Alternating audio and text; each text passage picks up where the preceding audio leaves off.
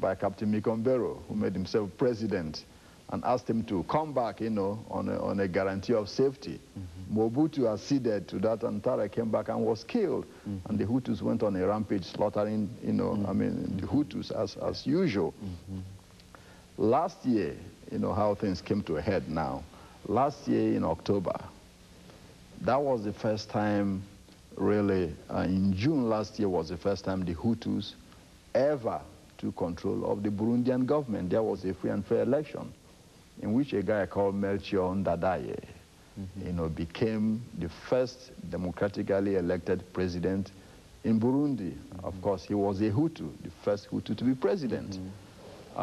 In October last year, he was overthrown and assassinated. In fact, he was in his palace when the Tutsi army attacked, captured him and took him to the barracks, removed his watch, emptied his pocket, and stabbed him to death. And before they killed him, he told them, he said, look, be careful what you're about to do. It is very, very dangerous. This happened on a Wednesday. Early morning Thursday, the Hutus went on a rampage, started slaughtering Tutsis all over. In fact, this is the first time in Burundian history that Tutsis have been at the receiving end. Over 100,000 were killed, you know.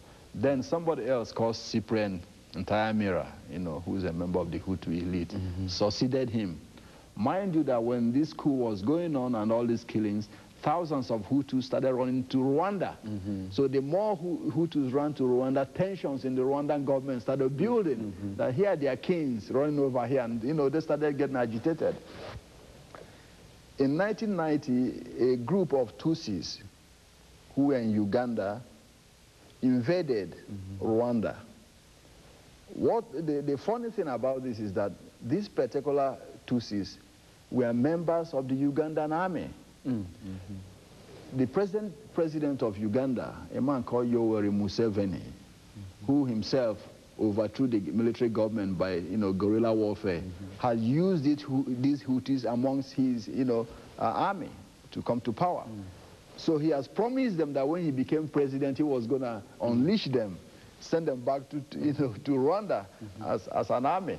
The first commander of the Tutsi army was a commander of Ugandan army, General Guema. And the current commander now of that Tutsi rebels in Rwanda now was also the chief of the Ugandan military intelligence, General Paul Kagame. So Museveni really is the prime supplier of arms to the Tutsis. What an irony, you know, to destabilize Rwanda when Uganda itself is recovering. Okay, so in 1990, the Tutsi rebels, with the aid of Museveni, you know, invaded the country. There was a ceasefire last year brokered by the OAU and the United Nations, okay, asking the president at that time, called Juvenal Habyarimana, you know, to appoint Tutsis to his cabinet. Well, he was willing to do that. That was why he flew to Tanzania, you know, with Cyprien Ntayamira, the president of Rwanda, to talk with Ali Hassan Mwinyi, who is the president of Tanzania.